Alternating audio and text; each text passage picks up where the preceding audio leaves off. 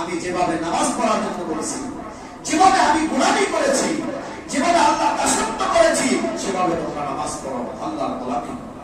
খুযু আন্নী মানাসিকাকুম, যেভাবে আমি হজ করেছি সেভাবে তোমরা করো, যেভাবে আমি আল্লাহর দাসত্ব গোলামি করেছি সেভাবে তোমরা করো, যেভাবে সিজদা করেছি সেভাবে সিজদা করো, যেভাবে রুকু করেছি সেভাবে রুকু করো, যেভাবে চাকরি করেছি সেভাবে চাকরি করো, যেভাবে আমি যে আমলগুলো করেছি সেভাবে তুমি সেই আমলগুলো করো।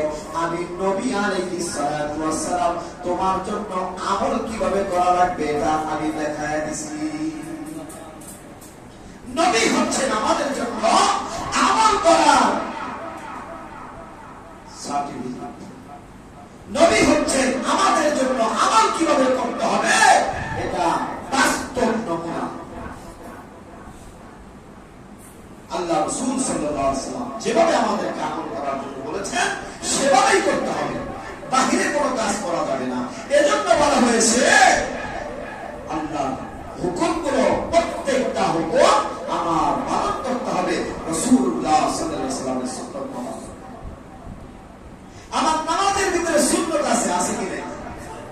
আমার যাকাতের মধ্যে সুন্নাত আছে, আমার হজের মধ্যে সুন্নাত আছে, আমার কুরবানির মধ্যে সুন্নাত আছে, আমার রোজার মধ্যে সুন্নাত আছে, আমার প্রত্যেকটা আমলের মধ্যে রাসূলুল্লাহ সাল্লাল্লাহু আলাইহি ওয়াসাল্লামের সুন্নাত আছে। সুন্নাত হলো নবী যেভাবে করেছেন সেটাই হলো সুন্নাত। নবী যেভাবে করেছেন এটা বাহিরে কোনো কাজ করা যাবে, যারাই করতে যাবে সেটা সুন্নাতের বহির্ভূত হবে, আর সেই গোলামি আল্লাহর দাসত্বটা আল্লাহর কাছে মকবুল হবে না, প্রিয় হবে না, পছন্দনীয় হবে না। মেরে দোস্ত, এই যে রমজান মাস গেল, রমজানের কয়েকদিন পরেই আবার আল্লাহ তাআলা মহান এক হুকুম, সেটা হলো কুরবানি। আপনারা করেছেন, আবার বিশাল বড় এক আমল, আল্লাহর কাছে প্রিয় আমল হজ। এই বড় বড় আমলগুলো আমরা করেছি।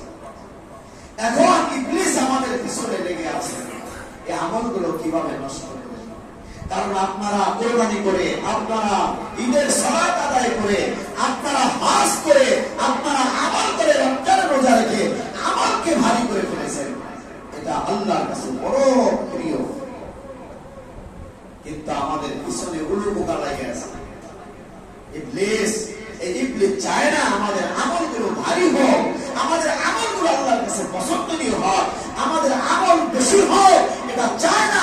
কারণ ইবলিস চায় আমাদের আমলগুলোকে ধ্বংস করে দেওয়া। এজন্য আপনার আমার পিছনে জায়গা আছে আমার আমলগুলোকে নষ্ট করার জন্য। আমার হজ নষ্ট করে দিবে, আমার কুরবানি নষ্ট করে দিবে, আমার সালাত নষ্ট করে দিবে, আমার যাকাত নষ্ট করে দিবে, আমার রমজানের রোজা নষ্ট করে দিবে, আমার নেক আমলগুলো নষ্ট করে দিবে। কারণ এগুলো দিয়ে আপনি জান্নাতে যাবেন এটা চায় না, সে চায় না। আমার সতর্ক থাকা লাগবে। আমি যেভাবে আল্লাহর হুকুমগুলো পালন করতে পেরেছি এইভাবে আমার বাকি জিন্দেগির হুকুমগুলো পালন করে আল্লাহর গোলাম হয়ে দাস হয়ে থাকে। কোন অহংকার করা যাবে। আমি কোরবানি করলাম, এটার মধ্যেও আমার কল্যাণ আছে কি না? বড় আমি মোটা তাজা কোরবানি আল্লাহ করার জন্য বলেছেন, আমি করলাম, কিন্তু এটার মধ্যে যদি বিন্দু মাত্র ইখলাসের পরিবর্তন হয়ে যায় তখন আমার সব অর্থ বিফলে। কোরবানির গোশত খাওয়া ছাড়া আর কিছু না। আর যদি আল্লাহর হুকুম মোতাবেক আমি করছি ইখলাস, এখানে মানুষ দেখাবার না, কোনো কিছু না, আমার অহংকার, আমার পয়সা, আমার বংশ, এইগুলো মর্যাদা দেখাইবার জন্য আমি এত কিছু করলাম, এটা যদি আমার দিলের মধ্যে ভাব আইসা যায় সব শেষ, সব শেষ। এজন্যই তো আল্লাহ বলেন লা ইয়ানালুল্লাহু লুহুমুহা ওয়ালা দিমাউহা ওয়ালাকিন ইয়ানালুহুত তাকওয়া মিনকুম। তোমার এই কুরবানি, তোমার এই সালাত, তোমার এই যাকাত, তোমার এই কুরবানি, তোমার এই বড় বড় দান, তোমার হজ, তোমার যাকাত, তোমার রোজা, তোমার নেক আমল, এগুলো আল্লাহ আমার কাছে পৌঁছে না। আমার কাছে পৌঁছে হলো তুমি যে করতেছো এই আমলগুলো কেন করতেছো, কিসের জন্য করতেছো, এই তাকওয়াটা আমার কাছে। ওয়ালাকিন ইয়ানালুহুত তাকওয়া মিনকুম, তোমার তাকওয়া সৃষ্টিকারী যেটা, এটার উদ্দেশ্য কি? এই উদ্দেশ্য যদি ভালো হয় তোমার সব আমার কাছে বুঝবে, উদ্দেশ্য যদি খারাপ হয় কিচ্ছু বুঝবে না, সব তোমার খাওয়ার জন্য, তোমার জন্য। এজন্য আল্লাহ বারবার বলেন লা ইয়ানালুল্লাহ লুহুমুহা ওয়ালা দিমাউহা ওয়ালাকিন ইয়ানালু তাকওয়া মিনকুম। যদি ওই আয়াত কুরবানির সম্পর্কে, কিন্তু আসলে এই আয়াত সমস্ত আমলের মধ্যে এটা শামিল। সব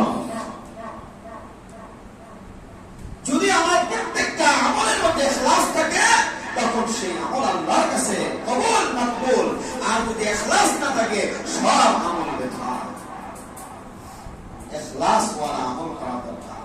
কি বলেন ঠিক না? আল্লাহর কাছে আমল কবুল হওয়ার জন্য, আল্লাহর কাছে আমল কবুল হওয়ার জন্য এক নম্বর হচ্ছে ইখলাস। কি বলেন? দুই নম্বর হলো হালাল, হালাল উপায়, হালাল হালাল ইখলাস আর হালাল। আর তিন নম্বর হলো রাসূলের সুন্নাহ। এই তিনটা জিনিস যদি থাকে তখন সেই আমল আল্লাহর কাছে কবুল হবে, অন্যথা আমার আমল আল্লাহর কাছে কবুল হবে না। এক নম্বর কি বলেন? ইখলাস। প্রত্যেক আমলের মধ্যে নামাজ, সালাত, যাকাত যা কিছু আছে, এক নম্বর ইখলাস, আল্লাহর জন্য। ইখলাস অর্থ হলো যা করতেছি আল্লাহর সন্তুষ্টির জন্য করতেছি, আল্লাহকে রাজি আর খুশি করার জন্য করতেছি, আল্লাহর জন্যই করতেছি, আর কোনো কিছুর জন্য না। মানুষ আমাকে যা বলুক না, আসলে আমি করতেছি একমাত্র আল্লাহর জন্য, বাস। এর এক নম্বর। এর মধ্যে যদি কিছু ঢুকে যায়, যদি, তখন ইখলাসের পরিণতি। আর ওইটার দ্বারা কোনো লাভ নাই, কোনো ফায়দা হবে না। এক নম্বর ইখলাস। দুই নম্বর হলো হালাল উপার্জন, হালাল অর্থ। তিন নম্বর হলো এই ইবাদত আল্লাহ রাসূলুল্লাহ সাল্লাল্লাহু আলাইহি ওয়াসাল্লামের সুন্নাত তরিকা, রাসূলের তরিকা অনুযায়ী যদি তিনটা হালতের তিন কাজের মধ্যে আমার আমলটা হয়ে যায় তাহলে সেই আমল দ্বারা আমার পরকালের নাজাতের উসিলা হবে, অন্যথায় নাজাতের কোনো উপায় না। জন্য মেরে দোস্ত, যে কথাগুলো আমরা বললাম, বুঝতে পেরেছি যে সমস্ত আমল আল্লাহর মোতাবেক হবে। আর আল্লাহ আমাদেরকে দুনিয়ায় পাঠাইছেন আল্লাহর গোলামি করার জন্য। আমরা যেন গোলাম হয়ে দুনিয়ায় থাকতে পারি। আমার অহংকার, আমার দিমাগ, আমার আনানিয়াত, আমার যা কিছু আছে সব মাটি দিয়ে ফেলাই, একমাত্র আমি আল্লাহর গোলাম হয়ে দুনিয়ার মধ্যে থাকি, তাহলে আমার দাম আছে, অন্যথা আমার কোনো দাম নাই। কোন শক্তি দুনিয়ায় কোনো কাজে লাগবে না, লাগবে।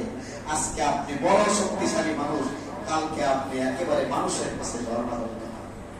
আজকে আপনার বংশের বড় মর্যাদা, কালকে আপনার বংশের কেউ পাত্তাই নেই।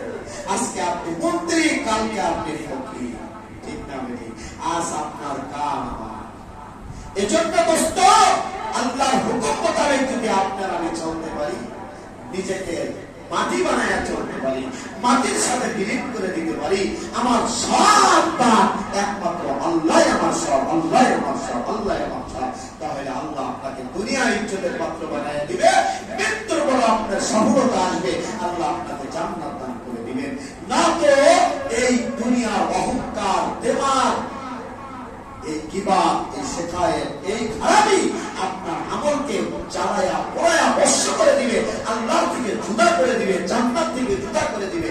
আপনার আমার ঠিকানা জাহান্নাম ছাড়া কিছুই না।